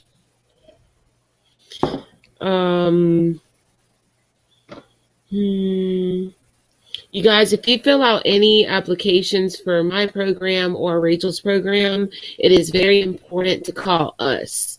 Usually it takes me personally, like maybe even sometimes a couple of weeks to get back to a person. So send your application and call soon after if you're serious. Yeah, I used to contact people. I don't anymore. I'll just tell you guys that. I had way too many people that weren't looking for anything right now or this and that. So if you're interested in a dog from me, you put in your application and you call me. That's what it says when you submit it. It says call me. If you don't call me, I'm going to assume you're not looking for right now and I'm just not going to do it, you know. So, and if I don't answer, call back. Sometimes I'm on the phone with people. Don't leave me a voicemail. I wish that I could turn off my voicemail because I get like spam calls or whatever, and they leave me voicemails and I hate it. And sometimes I just don't check it. Just call me back. Don't call me right back, but just call me back. And you can even text me. Just say, hey, I called, you know, fill out an application. I'd like to get back with you. You know, can you give me a call? Right? Things like that. But, you know, but anyway, but yeah, sorry. I had to say that. Hi, Sabrina. I seen you were wanting to know which breeder Katana came from. So I'm not answering any questions tonight about Katana. I'd rather not talk about her. So yeah, I know people loved her, but I'd rather not talk about her breeder. Yeah. Since we don't talk about breeders here. Oh yeah. Does Morgan know about Arya? What? Did you tell her? About what? Arya. Oh, yeah. Oh, no, I didn't. No, because I found out as I was getting ready for the live stream. Yeah. You could tell her that her daughter was deflowered. Yeah. I just told her.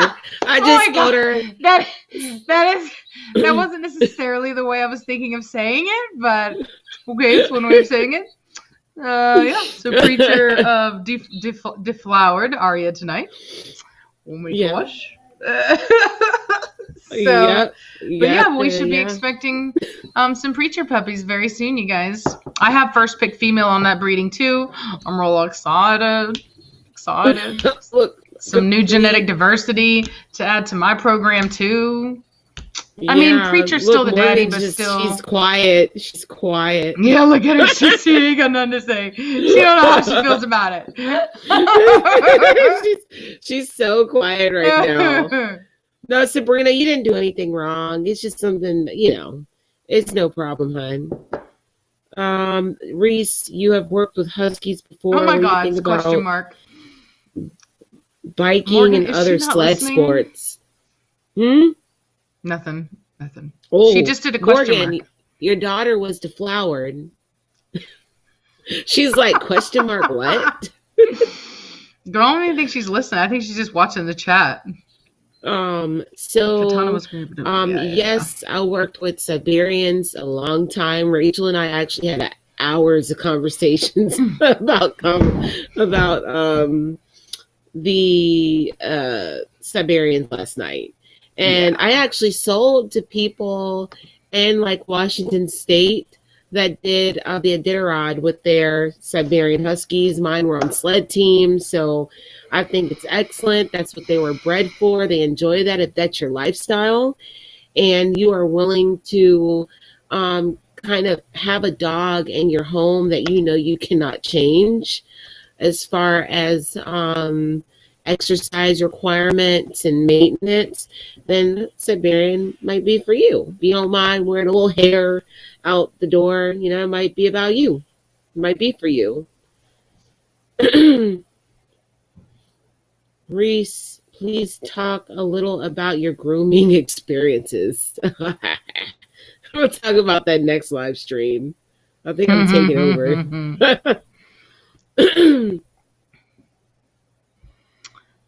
Somebody said, how do you spot good rear angulation? I always hear you say it, but have no idea. I turn to the stifle. Yeah, turn to the stifle. Which is the kneecap, guys. The kneecap. Yeah. So it would be, you would look for, I like a shorter hock, and you want a longer thigh. It's hard to verbally describe, but I have illustrations, and so yeah, not hard once you actually start looking into it. For me, the hardest part was learning to measure the upper arm, but yeah, it's not hard. We will be. Not to say anything specific, but Reese and I are working on something very special to help people that really want to understand about structure. So yeah. Yep, absolutely. Somebody asked if it was bad for a kind of corset to have a lot of white on them. So basically, it's undesirable. And it's even, I think it's even a DQ in the standard. I need to look at the standard, but I'm pretty sure massive amount of white is a DQ. So it's not preferenced at all. The Europeans, specifically the Italians, prefer small to no white. Small amounts to no white is what is preferable. That is the quintessential. There was a person on my channel that asked about color. Is there a color that is more preferenced over others? And I did want to answer that, because as long as the color is in the standard, it's preference. When it's not in the standard, it is not preference. It is not correct. And Rachel, you can add on to that.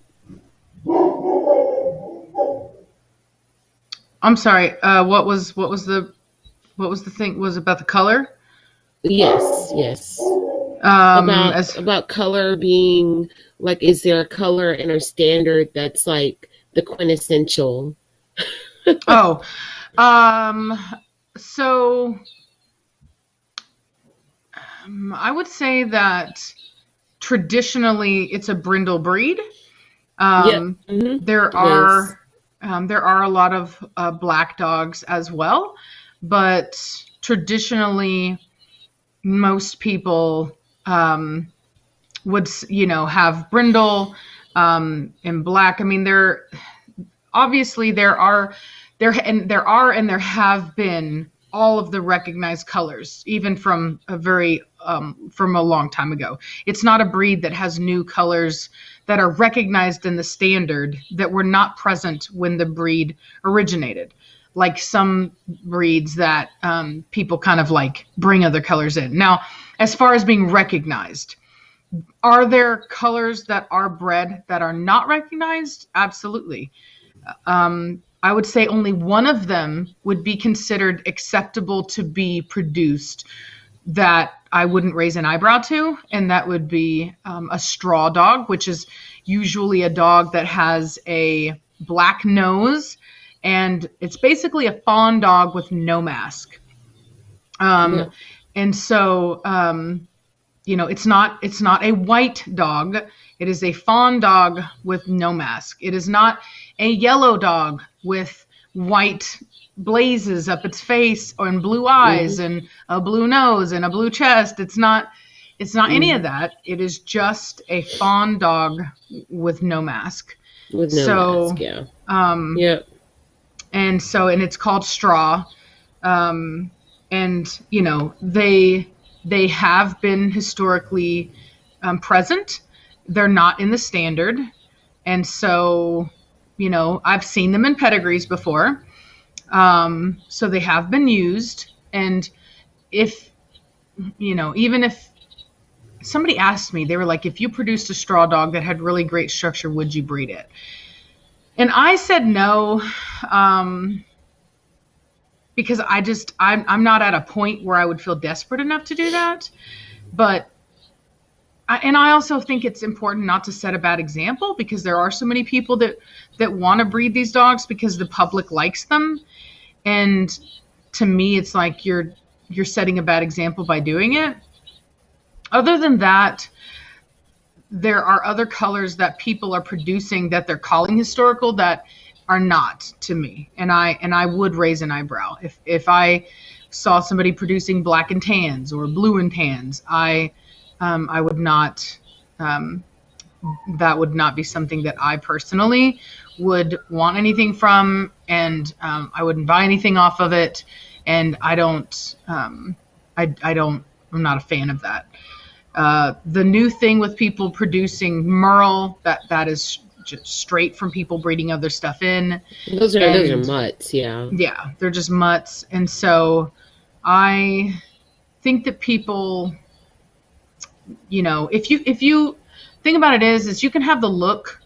You can have a dog that looks kind of like a Corso with a color like that, but I promise you, you're not getting the real thing. Whatever it took to breed in has diluted the natural dog, the real thing.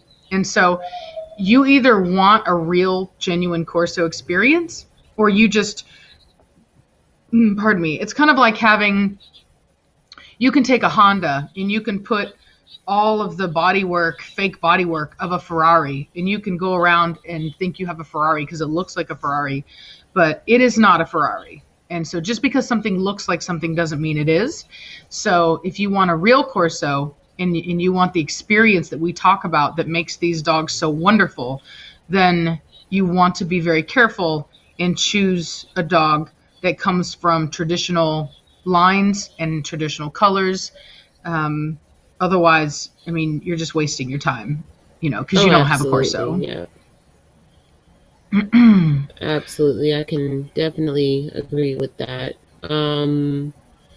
There's a question by Elena.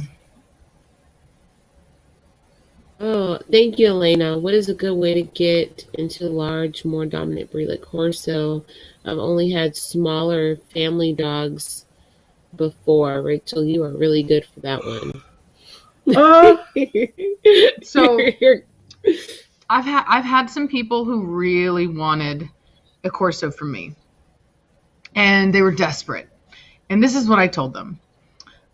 I said, go to your local shelter and go volunteer with working with the large breed dogs and work with them, get comfortable with them, see if you like them. And if you do, after you've worked with them quite a bit, then have one of the shelter employees write you a reference that you have worked with, you've had hands-on experience with large breed dogs, and that you've been working with them and that you can handle them. And at that point, then I would be more willing to work with somebody. That is the easiest way that you can get that kind of experience. And then on top of it, you're also kind of helping out. And who knows, you may actually fall in love with one of the dogs and you may adopt, one. And that would be great because, you have your whole life to get a Corso until you're so old that if they knock you over, you break your hip. But nonetheless, you have your life. And, if you don't, and you're really, you just want the experience, that's fine.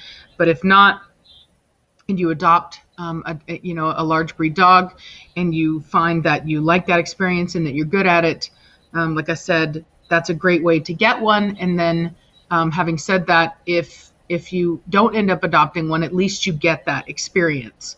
And I will then, call that individual and I will ask about your experience and how you were doing and blah, blah, blah.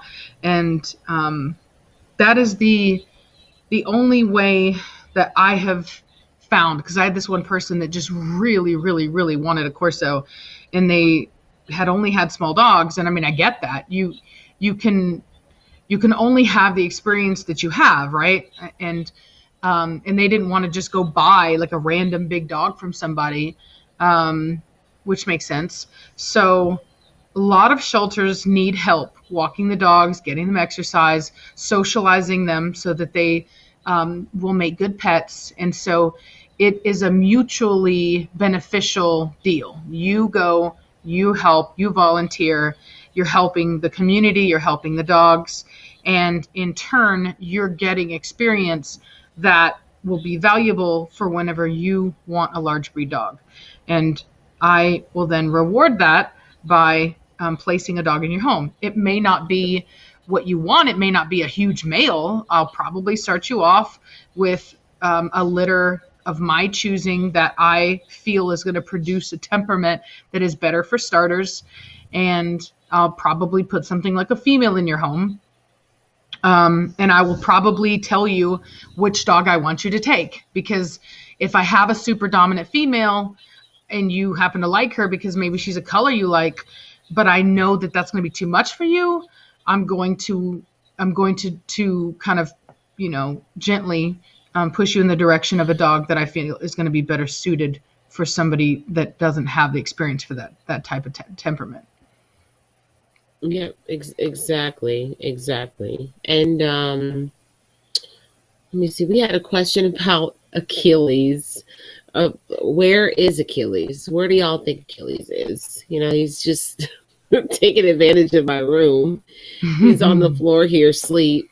And no, he is not retired. Achilles, I pick on him, but he's not really that old. He ain't retirement age just yet. He still has some kick left in him, especially some breeding. So, he's not retired. Yeah. Rachel and Reese, can I intern with you guys when you get to VA? We'll put you to work. Yeah. We'll put you to work. Into showing any bully breeds. I personally, I'm just gonna stick with the Corso. I have no desire to get into any other breed right now, especially a bully. I'm not gonna lie. I also want to get into Staffordshire Bull Terriers. It's always been a breed that I've always wanted. I'll probably start off with one that is high quality, but more as a pet first, just to get my feet wet and see what I think, but to also have the potential to breed if I choose to do so. But but that's kind of oh, the bird.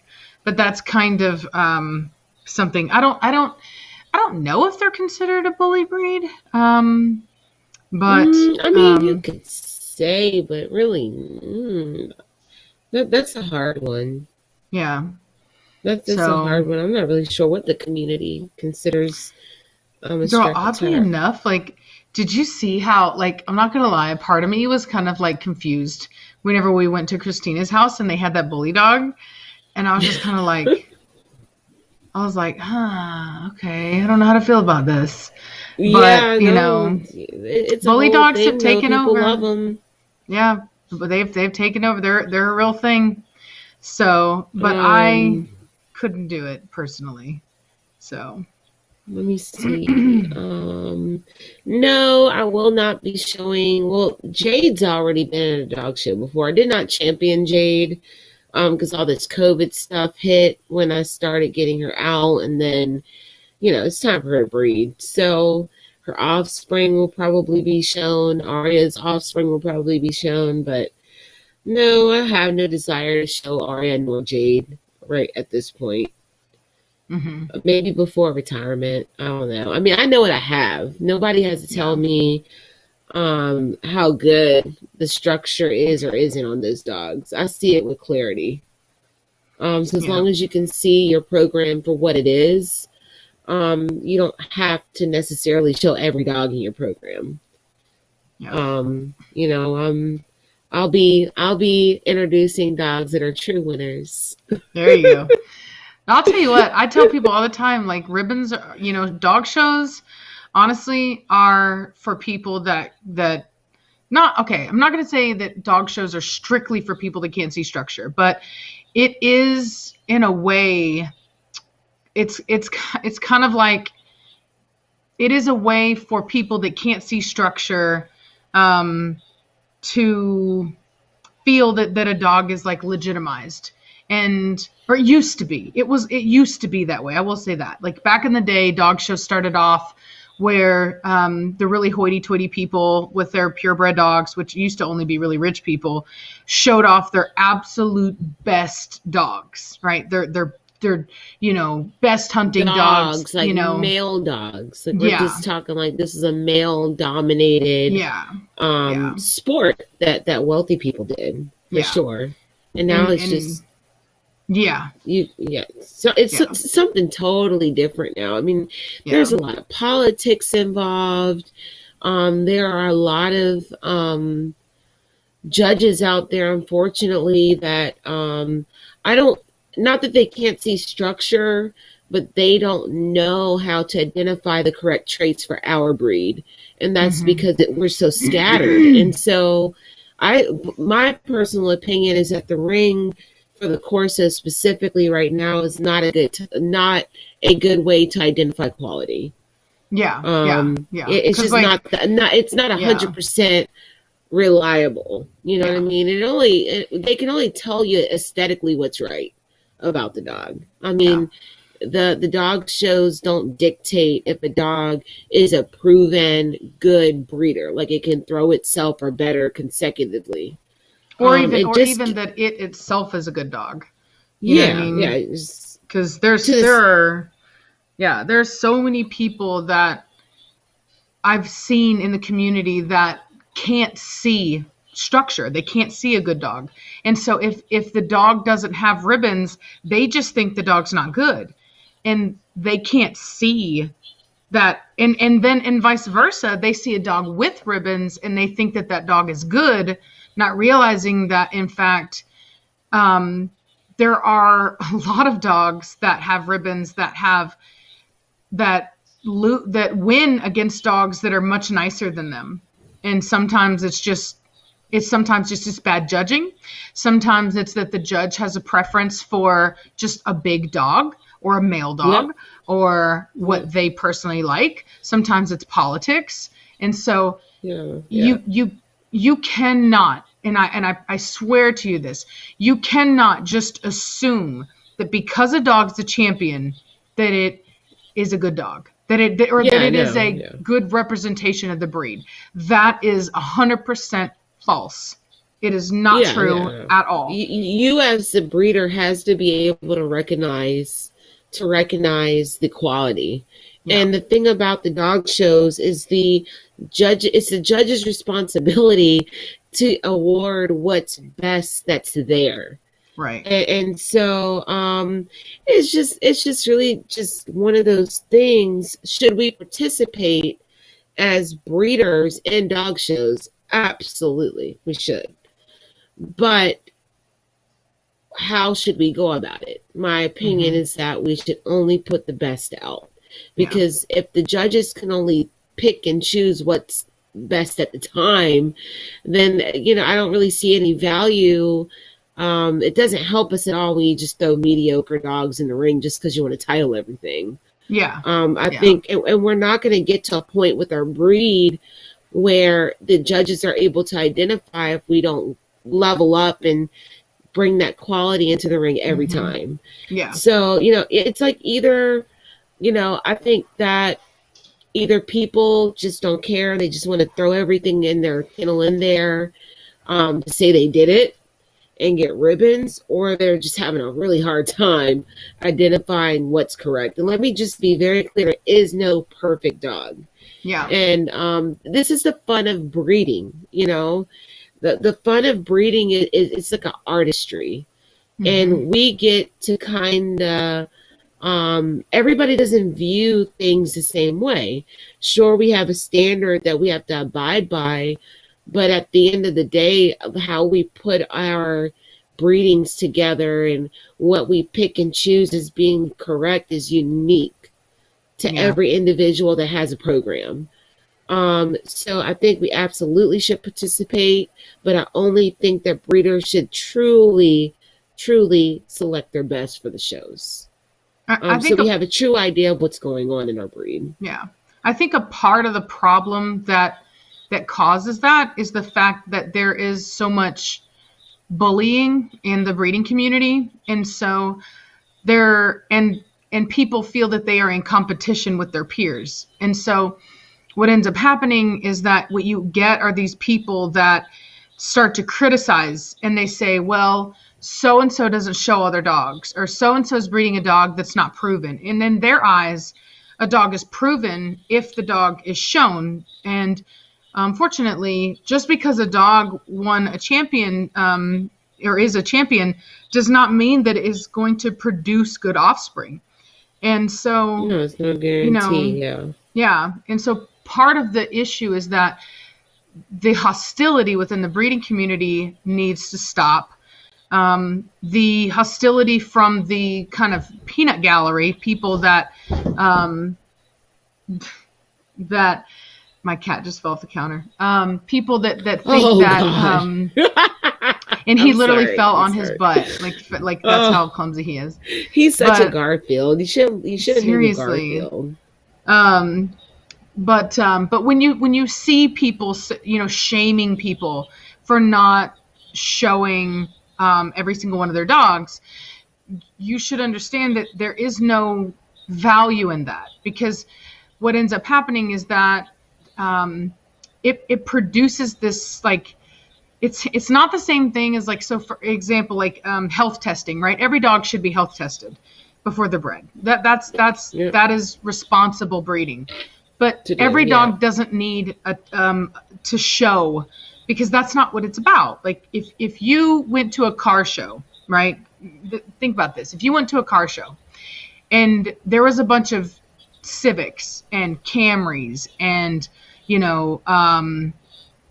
whatever, like, a bunch of Geos and whatever else, you know what I mean? Like, you didn't go to a car show to see a bunch of daily drivers, right? You went to see some really tricked out cars. That's what we're going to see. We're going to see, what you've put work into, the best that you have. Even whenever you go to, like, the SEMA shows, which are like these really, these really big car shows, and they oftentimes will show, like, all the manufacturers will show their new top models, and they're not bringing out their, like, basic stuff. They're kid haulers and stuff.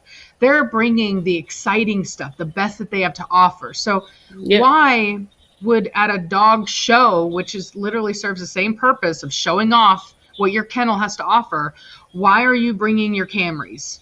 You know, I don't bring mine. You know what I mean? I don't. I'm not going to waste my time on it. I'm not going to waste my money on it. I don't care if people think that I should. I'm not. It doesn't bother me that people think that kind of stuff.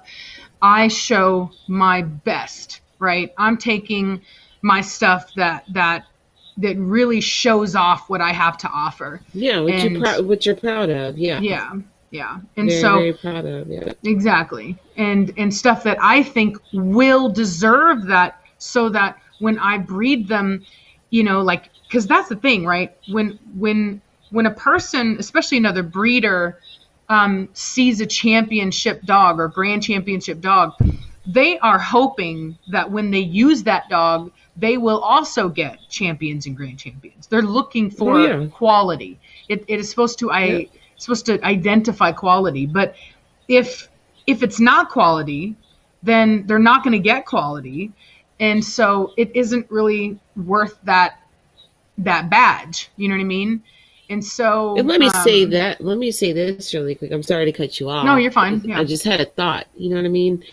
If it were so easy, you know, we just take dogs and slap ribbons on them and titles on them, and that's just all you have to do, and like magic, you have you know, a proven dog just from a ribbon, then our market wouldn't be so saturated with adult European champion males for sale. Yeah.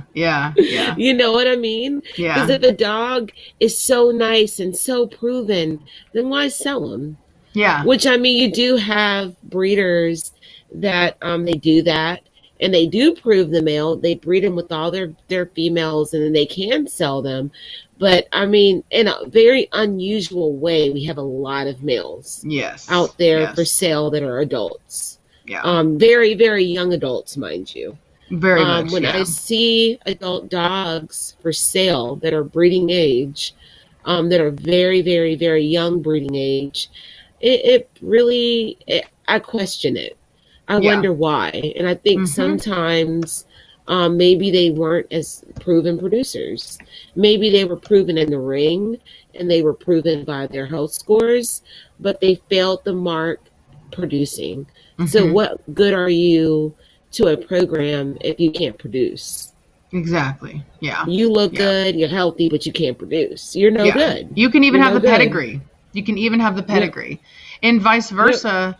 You can have a dog that is not titled, you know, that's never went to a dog show in its life, produce absolute high quality dogs. That, and you know, and there are people that literally will not breed to these dogs because they can't see quality, and all they know is that if it has a ribbon, it must be good. And unfortunately, it just really sucks that that's the way it is, and that's a big reason why not just the Corso, but many breeds. You know, there's all these videos on YouTube about purebred dogs and how they've been ruined and this and that and health issues and blah, blah, blah. And that's a big reason why, is because people don't know how to identify quality. They just go with whatever popular sire is out there because that dog's a champion. And unfortunately, it leaves breeds in a bad way. And, you know, the only thing that's going to stop that from happening is people actually doing the work to educate themselves on structure. You have to learn structure. You have to be able to look past the ribbons or look past the lack of ribbons. And you know, a good dog is a good dog, wherever you find it. You know what I mean? Exactly. Yeah. One of the people that has the most world champion dogs in Italy, is she loves to go find dogs in rural farms in Italy. She literally just goes and finds dogs and doesn't care that they don't have titles or whatever. You know what I mean? She prides herself on being able to find them. So sorry, Reese. Oh yeah. Finds them in sometimes even not the best condition, and takes these dogs that nobody's ever heard of, because she knows the lines, and sometimes we are strictly betting just on genetics alone. Like Blondie and Achilles litter is really a good example of that. I know I keep going back to it, but it's astonishing, really. But sometimes we're riding completely just off the genetics, because I know from experience you can take two dogs that are near perfect, entitled, and you can breed them together and have not the best litter. That actually happens more so than not. And so the genetics are really, they can be very, very important when it comes to breeding. And as far as the show ring is concerned, I don't want people to think it's a circus. It's not the place to go, not the thing to do. If you care about a breed, it is absolutely the right thing to do. It's the way we push on as a breed. We're able to breed better dogs is through actually being a part of that community. And so I think one of the issues that we don't have enough people out. And so we have the same breeders just saturating the show ring. And it's like, can you blame them when we make it so easy because we're not participating? So they can put their mediocre dogs out there if they please. So I think it is important that we are very present, because if we're not participating, then how are we helping the cause? Exactly. Yeah. And that was something that Reese and I actually bonded over originally, because I was of the standpoint of like, I didn't want to participate in dog shows because I believed that they were pretty much all rigged, that it didn't matter because people can't see quality anyway. And I was just very, anti dog show.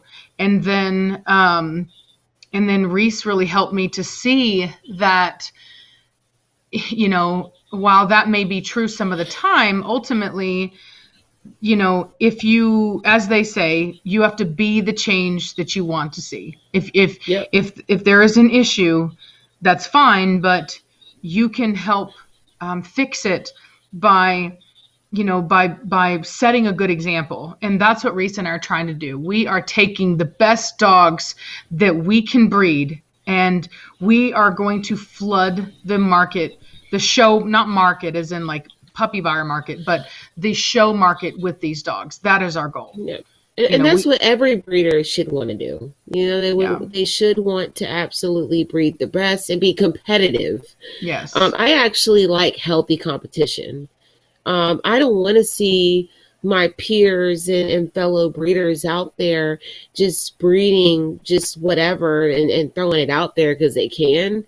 You know what I mean? I really like healthy competition. And the only way to create that is more of us going out there and really putting the best that we've produced out there. And at this point in my program and even Rachel's program, they're new programs. I'm not going to sit here and say I've been breeding Cane Corso for 20 years. These are fresh programs, and I think that we have made a hell of a damn stride.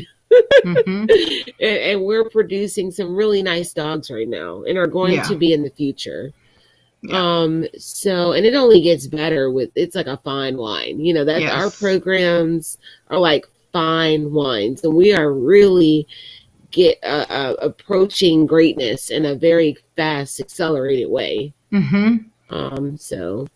Yeah. We had a very wonderful experience in Europe where we kind of had a crash course in really fine-tuning our eye for the dogs by people that are absolute legends in the breed, as far as like producing some really top-notch dogs right now. And we came back with new eyes. Reese could tell you, I was looking at my dogs when I got back, and I was like, Reese, it's no good. All my dogs have no re-regulation. I was like, so heartbroken over it, and I was like, I can't even stack them. I felt so bad, and she was just like, Rachel, you're fine. You have the ingredients. Don't worry about it. And sure enough, you did. She did a breeding I would have never done. I had no faith in Blondie, and she had all the faith in the world. Yeah.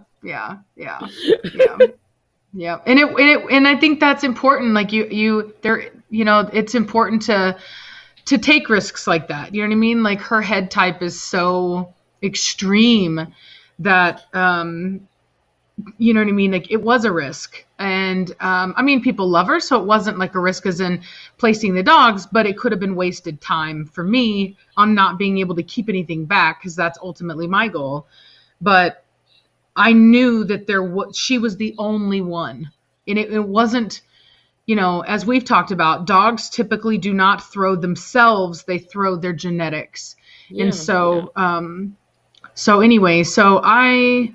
genetically, she's producing great. I know Rachel gets a hard time about Blondie, but it's like, my God, if you look at her offspring, you would understand why she's being bred. And if you just go back and you look at pedigrees, and you look at older dogs, there were females that look like hounds, just being completely honest with you. There were nobody's prize in their backyards. And they were bred, they were given a chance, and they threw very nice typey dogs. Very nice. And that's kind of the stuff that we started off of, and we improved, and there was always be dogs that are thrown like Blondie. Opening doors. And whether or not they have the genetics to throw something phenomenal or not, you'll never know unless you try. I wouldn't say it's a thing that we should do every day, but she took lemons, honey, and she made lemonade. And I mean, Blondie, she made strawberry lemonade. And I had no faith in it, and now I was proven a liar, and even I'm getting off of it. And Rachel, a year ago, if she would have told me I was going to have a Blondie pup, she knows what I would say.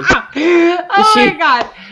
She would have been like, Rachel, girl, I love you, but no, I'm sorry. I'm moving this other way in my program, and, I just don't have the room. And you would have been nice, girl. You would have been nice, but girl, you would have said, I'm sorry, Rachel, but that's just not for me, and I wouldn't have hated you for it. You know what I mean? Because I knew it was a risk, and I'm stubborn, y'all. Like, I'm stubborn. A lot of people told me, that just her head type alone, it was just like, no. And y'all should have heard our conversation. I'll be sitting there, I don't know, Reese. I really think so, Reese. I really, just wait and see. I really think so, Reese. And oh gosh, and I'll be trying to get her MySpace angle. Like, if you just look at it from this angle right here, it's like, it's okay. Like, just cover up the nose, the eyes up, girl. You remember them conversations? I mean, literally, like, if you just look at her from the eyes up, Reese, it's perfect. It's better than a lot of dogs. Like, God, it was so bad, y'all. She had faith in it. You know what I mean? She had faith, and we have a friend of ours that she's had some absolutely very interesting looking puppies that nobody had faith in, and these dogs became world champions. So it's just like, you just never know. It's like, hey, don't knock it till you've actually tried it. And she had the faith, and honey, that faith, she showed up. So, and now here I am. Girl, I'm I just know you'll love it, girl. I just know you. I know. I really think I need another personality. You never know what it feels like to just lose a personality in your home. It's so lonely. I need it. Yeah. No, I hope, I pray to God, girl. I do. I pray that you get something like Nirvana, because I'm telling you, girl, it is special. Even Koa, like I said, he's like that. And I just, it is a very special thing, and they're very protective. They're very tough dogs. But You know, as many people saw, Nirvana has no problem acting. You know what I mean? She is a little spitfire, but I mean, just such a special dog. And y'all know I love my girl Reese, and I want you to have that too. So I really appreciate it. Really do. Yeah, Blondie did. All things Pantera, Belgian Malinois. Did Nirvana win in the show? She did. Nirvana only got to go in the ring once, and it was bad judging. Mm-hmm. I'm gonna say it. You don't. I'm gonna say it's bad judging. Yeah. Well, let's just say that we know what was in the ring. We know what what was placed above her.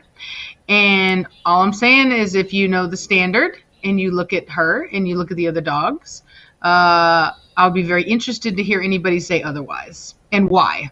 You know what I mean? And why? Because I don't think that anybody could look at the dogs and give any reason why those dogs should have beat Nirvana, if you're taking the standard into consideration. So. Rachel or Reese, has any of your litters that you don't own win a show?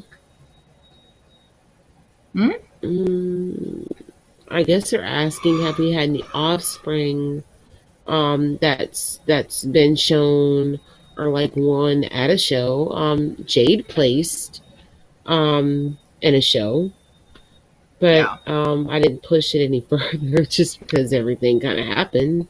The reason why is because we don't put our dogs in show homes.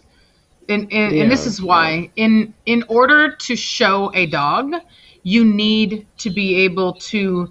Dog shows are for breeding animals. Okay, it is determined to determine breeding quality. So you can't show a dog without the breeding number. And with AKC, the breeder has the right to sell the dog under two forms of registration. One is companion, and one is full registration.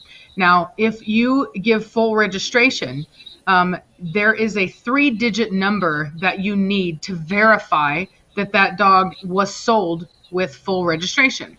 Most breeders, when they do sell a dog with full registration, have a contract that stipulates what you have to do to be able to even get that number. But the issue is that in order to show the dog, you need that number, which also means that you can breed that dog. So we don't have a lot of faith in people, a lot of trust in people. And so we don't give people that right, because very few people do we feel deserve that. So it's a hard work, why give somebody your hard work that they're not going to know what to do with? So we do very very hard interviews on people that's interested. And most of the time, 99% of the time, you ain't gonna pass the test. I have. So I've sold 2 dogs now. One of them was for my Preacher Cashmere breeding, which, as I've said, I've leveled up since then. The female that was second pick female, the blue female out of Belladonna's breeding, did go to a show contract home. And I do feel that she has excellent potential. So, I do hope that she does. But, are we the type of breeders where you're going to see all of our offspring out there showing and titling? No, because we're not selling to those homes. We're just not. So we could. I don't have any in show homes right now. Yeah. So it isn't a statement as to anything other than the fact that we purposely have not put dogs in homes like that. Are you tired, girl? I am getting very tired. It's 12:28 over here, you guys. I think I'm gonna jump off of the live stream. I could tell. I'm getting tired too. I've been tired. I've been yawning. My eyes look like I've been doing something I shouldn't have been doing, but I didn't do it because Rachel knows I can't do it. It killed me over. Well, you guys, man. it's been a lot of fun. Thanks for chilling with us. I know it was a rough start, but I really enjoyed this live stream tonight. We'll try to get more in as the weeks go. We both are kind of going to be busy with these litters coming up and current litters, so might not be consistent, but we'll try as much as we can to get on and entertain you guys. Yes. Juanita, thank you so much. We'll answer this one question and we're going to jump off. I'll watch the first 508th Airborne channel. Is making a new breed. He said AKC. He is making a new breed, and he said AKC destroy breeds. What does he mean? The AKC itself is just they're record keepers. They'll tell you that they're nothing more than that. The people destroy breeds, not the actual breed club. Yeah. It's the AKC has no ability to destroy a breed. They simply, send out paperwork, confirm paperwork. They manage paperwork and pedigrees, like registry. So they can't. What happens is when you have a like, let's say we'll take the German Shepherd, for example, because I think he works with a lot of Shepherd type dogs. So what happens is, like, you get these dogs that somebody likes the look of it. It's an extreme look, right? And like, let's say, for example, that people actually liked hyper-type Corso. Okay, let's just say that. And so they saw that people liked it, and people are like, oh, wow, that's awesome. And then everybody was like, ooh, we're going to breed this hyper-type stuff, and we're going to breed it even more hyper because they like that. And all of a sudden, there was just a flood of hyper-type dogs, and it got to the point where there were no other moderate Corso. There was just straight hyper-type all the time. The AKC can't step in and say, hey, you're doing this wrong. They can't do that. That's the breed club to determine. Yeah, they can't control what's being put in the ring.